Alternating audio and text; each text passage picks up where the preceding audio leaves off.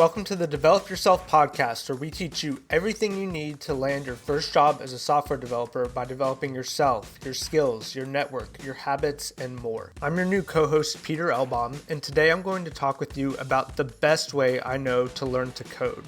But the thing is, this approach applies not only to learning to code, but just about anything you could think of. I love this approach because it's a strategy that you can use for getting in shape or learning foreign languages. And in the spirit of developing your whole self, I think it can be super helpful and applicable to whatever you're trying to do.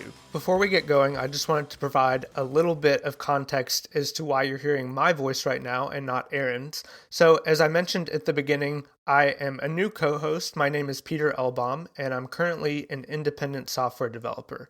You may remember me from episode 12 of the podcast, where I spoke with Aaron about how I went from a junior engineer to a senior engineer in about 2.5 years. And Aaron and I have actually decided to team up on the podcast, so you'll be hearing from both of us in the future. I'm thrilled that we're picking back up with the podcast because we've got a lot of great shows and interviews lined up, so stay tuned for those. Okay, on to today's episode. So, as you know, on Develop Yourself, we talk about not only becoming a better developer, but developing your habits and strategies along the way. So today I wanted to talk about an approach to learn to code that I think may be the single best approach out there. But it's not only the best way to learn to code, it's the best way to learn anything, in my opinion. And so today is going to be less of an interview style podcast that you might be used to, and more of me just talking about this particular mental model and trying to do my best to explain it. And so you may be wondering at this point, what is this idea? What is this approach? And this particular approach can be boiled down into one sentence, and that is do the real thing. The name of this approach happens to be the same as the name of the blog post where I discovered this idea, and the blog is written by this guy named Scott Young, who is known for a few different things. So he's had a blog for a really long time, and he's well known for being kind of an expert on learning. He's written this book called Ultra Learning, and he first kind of got famous for teaching himself the entire MIT computer science curriculum via OpenCourseWare, and doing so way faster than 4 years. He also has a few online courses with Cal Newport of deep work fame, and if you're familiar with Cal Newport, you know that Cal does not do anything half-heartedly and pursues excellence in everything, so you can imagine what kind of guy Scott is. Okay, so do the real thing. What is the point of this strategy? What is the big takeaway? I'll give it to you right here, right at the top, and I'll start with a quote from this particular blog post, which is, as I said, also called Do the Real Thing, so you can Google it if you're interested in reading it for yourself. But Scott Young says, "Success largely boils down to a simple distinction. It's glaringly obvious once you see it, but also easy to find ingenious ways of ignoring it. Do the real thing and stop doing fake alternatives." And Scott Young starts this blog post with an example, which I'll go ahead and read to you because I think it's helpful to get kind of a tangible idea of what are we really talking about here. So he says, "Consider one person who wrote to me saying she turned down a job working in French. She didn't feel her French was good enough yet. So instead, she planned to listen to podcasts at home every day until she was ready. You know what would have helped her get good at French? Working at the job in French. Working at a job in the language she wanted to speak was the real thing for her. Listening to podcasts at home to prepare was the fake alternative she chose instead." Okay, so I hope that makes sense. Basically, with anything, there is a way of learning by doing the actual thing itself, and then there's a way of approaching your learning endeavors by doing something that feels like making progress, but actually isn't helping you get where you want to go. Okay, so with that in mind, let's make this a little bit more tangible for you and your world. So I imagine there are a number of you out there who want to learn to code in order to become software engineers. And you may have a friend that's a software engineer, and you may ask them, hey, what's the best website to learn to code? And that's a perfectly fine question, even a reasonable question. And maybe that person will answer, oh, yeah, I like Free Code Camp, or I like Codecademy, or I like Treehouse for something like that. And then maybe, you get on there, you create an account, you start going through maybe the basics of HTML or CSS. You learn some JavaScript and you're going through the exercises. They're prompting you what to type, maybe explaining some concepts along the way, and you're going through, checking off boxes, and you're feeling good about yourself. You're feeling like you're making progress. But here's the thing, doing exercises on Treehouse or Free Code Camp won't make you a software engineer. Building real websites and apps is what makes you a software engineer. In other words, doing the real thing is what makes you a software engineer, which in our case means writing code from scratch, not following exercises. Now, at this point, you may be wanting to object a bit and say, hey, Peter, why does doing Free Code Camp not make you a software engineer? And I feel like I need to get a few things out of the way. First of all, I love Free Code Camp. And when people ask me, where can I go to try coding? I always say Free Code Camp. I love it, and I think it's a great resource. It's even the first place that I went where I had my first exposure of learning to code. And I think it's wonderful for learning the basics of HTML, CSS, JavaScript, and other things now, and getting familiar with the syntax and various ways that the technologies of the web fit together. But there's a difference between learning the basics of something and becoming skilled enough at that thing to be able to do it professionally, which I'm assuming is where you want to go. You might be saying, okay, Peter, I kind of buy this, but I know people, or I've heard stories of people getting jobs after doing Codecademy or Treehouse or Free Code Camp. Why are you saying that those don't count as doing the real thing? So I'll give you a few examples of things that you probably wouldn't encounter in an online resource like Codecademy or Free Code Camp that would prevent you, in my opinion, from doing the real thing. So first example, local environment. With Free Code Camp, you typically don't have to install anything locally. You don't have to get a IDE, which is an integrated development environment, basically a text editor for your code. You don't have to deal with anything to do with developing code locally on your computer. And that is very different than how things are done in a professional environment. Because you're not having to develop in a local environment, you deal with a narrower set of potential issues. So, in my opinion, part of being a software engineer is knowing just how to get something running on your local machine. And when you do something like Free Code Camp, you end up kind of diverting or sidestepping a lot of issues that are just part of doing day-to-day development on your laptop. I think knowing how to set up and deal with your local environment is a core skill of being a software engineer, and it's certainly something that you could learn on the job, but I think it'd probably be better if you had those skills before you started your first job. And that brings us to probably my biggest objection as to why something like Free Code Camp doesn't count as doing the real thing, and that is that you are not having to think as much as you would be if you were building your own projects. You are mostly just doing what you're being instructed to do by the online resource.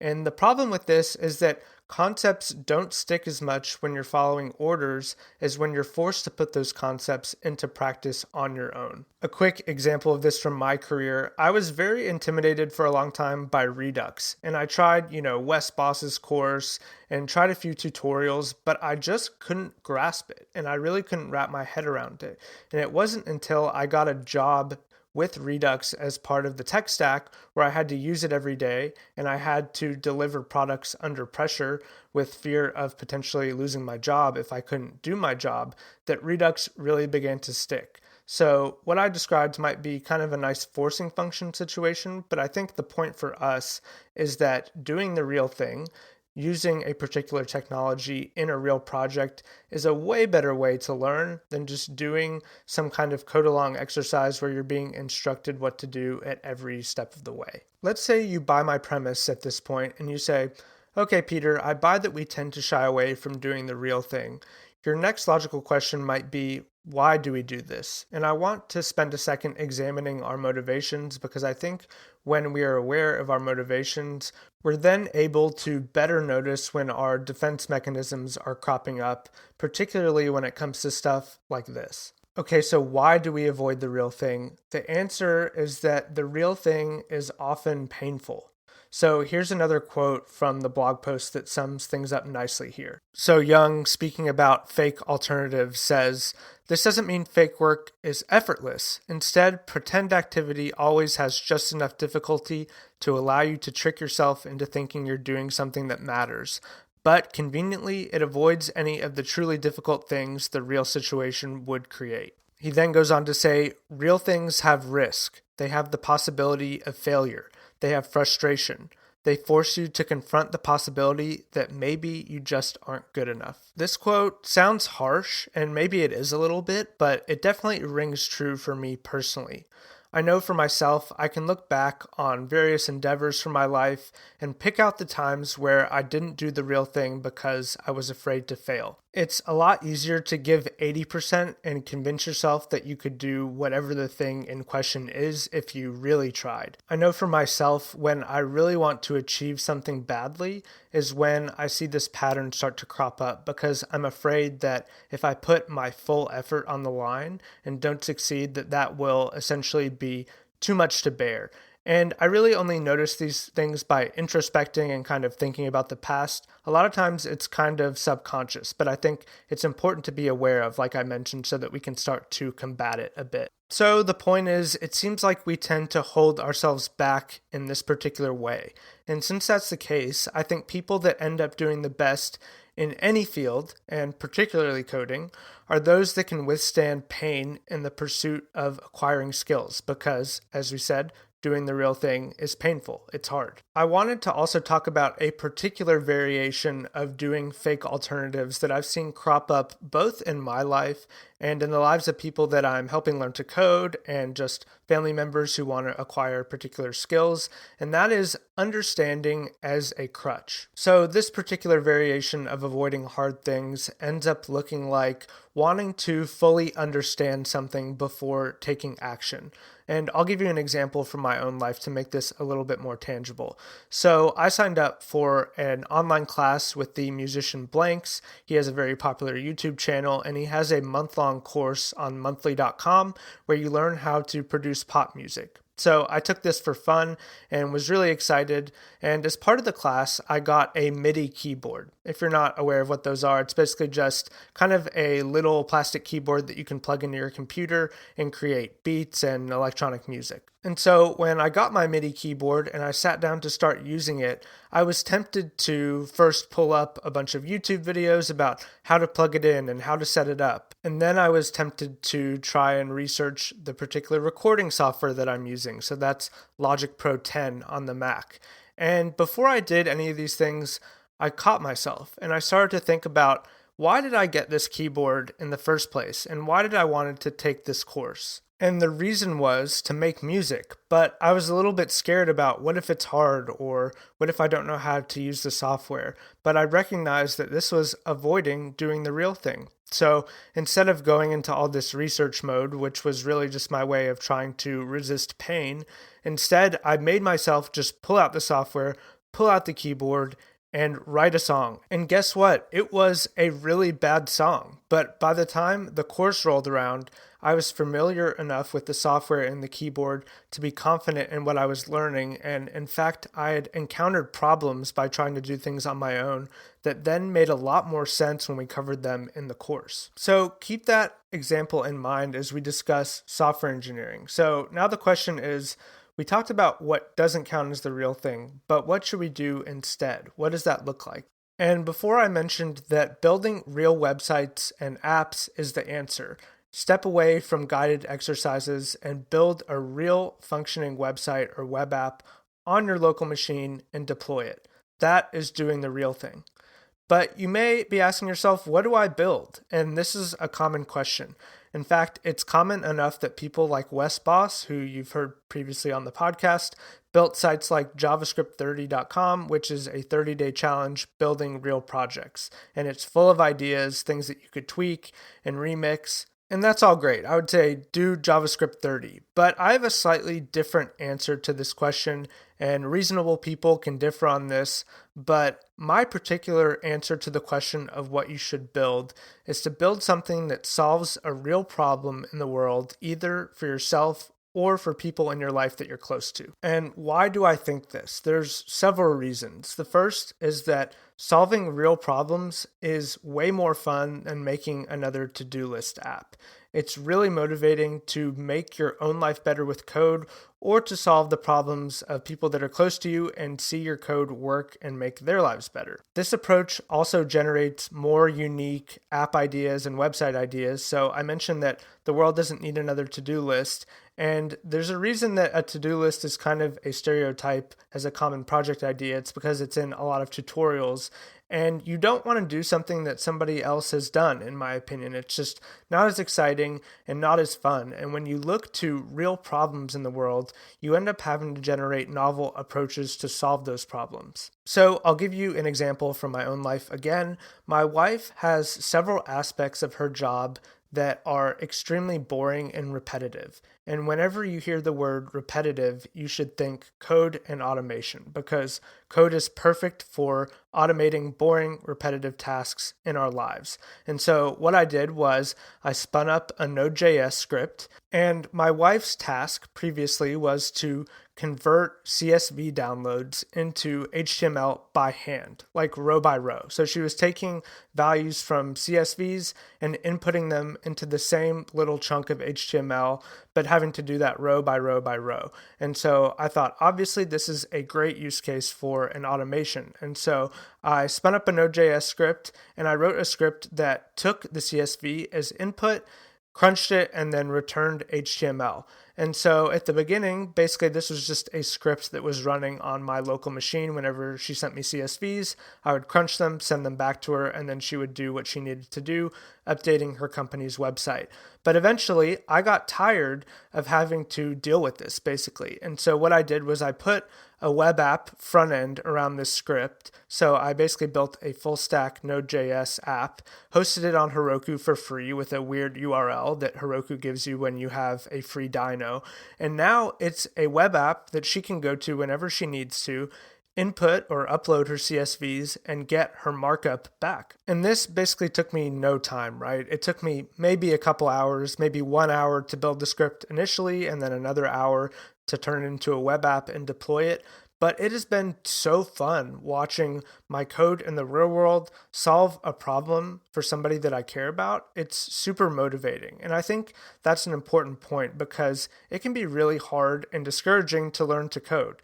In fact, it is hard. That is the whole point of doing the real thing, is that it's challenging. But when you have something that you're actually trying to build and you can see that thing making your life better or making the lives of people you care about better, it is super motivating. And I think it's motivating enough to push through those blockers, push through those bugs or the times you're stuck, and actually get the thing done because you want it to exist in the world. You want it to actually work and help people. And that to me is way more motivating than trying to do another to-do list or just going through exercises online. Coincidentally, it's also the thing that helps the concept stick the most in your mind. It helps you learn the most, and it looks the best for a portfolio. So as far as I'm concerned, it's a win-win-win. You may be worried about not doing things the quote-unquote right way.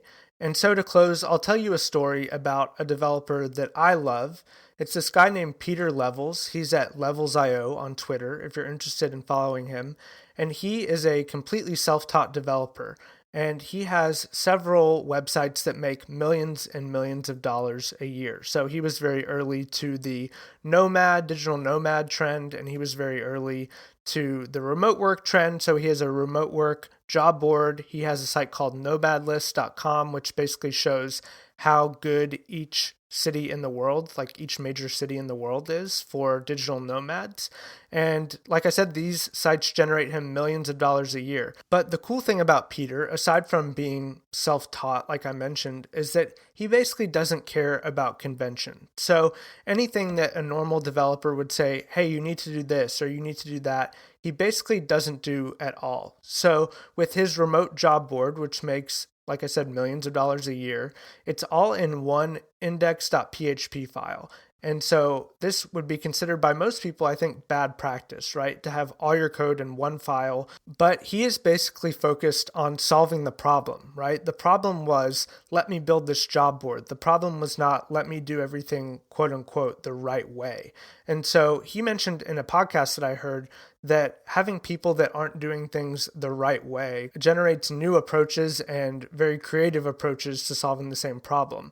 And so I think this is another thing that could hold us back to feel like, oh, I need help, or I'm not sure if I'm doing this correctly. But the point is, as long as you're building, you're going to learn. And if you're using an approach that isn't good for whatever reason, you're going to figure it out eventually, and you'll figure out a way to do it better. So in closing, do the real thing, avoid fake alternatives, and don't worry about doing things the right way. Focus on building real products and solving real problems, and you'll get there. So that's all for today. I hope you found this helpful. And if you did, I'll make a shameless plug for my YouTube channel where I talk about tons of stuff like this: how to become a developer, how to become a better developer, how to learn, how to improve yourself. And if you're interested in any of that, you can find my channel at youtube.com/Peter Elbaum. Thanks so much for tuning in, and we'll see you in the next one.